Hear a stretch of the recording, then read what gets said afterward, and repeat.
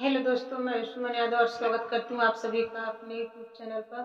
तो दोस्तों, मैं आज आप सबको एक बहुत ही दर्दनाक छठ माता पर गीत सुनाऊंगी। तो फुल वॉच कीजिएगा आप लोग, तब अच्छा लगेगा, आप लोगों को समझ में आएगा। तो अपना प्यार दुलार जरूर दीजिएगा हमें। देवी मैया छठी मैया, देवी मैया छठी मैया, लाज के रखैया हो। देवी मैया छठी मैया, लाज के रखैया हो।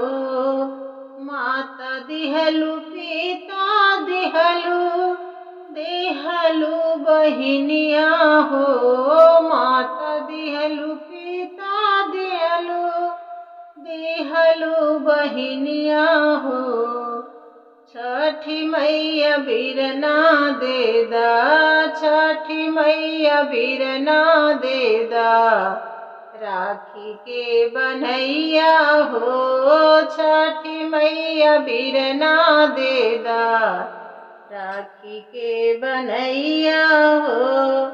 देवी मैया दुर्गा मैया, देवी मैया छठी मैया, लाज के रखैया हो। देवी मैया छठी मैया, लाज के रखैया हो।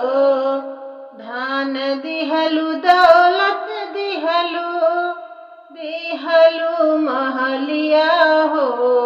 धान दिहलु दौलत दिहलु, दिहलु महलिया हो। छठी मैया ललना देदा, छठी मैया ललना देदा, राज के रजैया हो। छठी मैया ललना देदा, राज के रजैया हो। छठी मैया ललना देदा, राज के रजैया हो। देवी मैया छठी मैया, लाज के रखैया हो।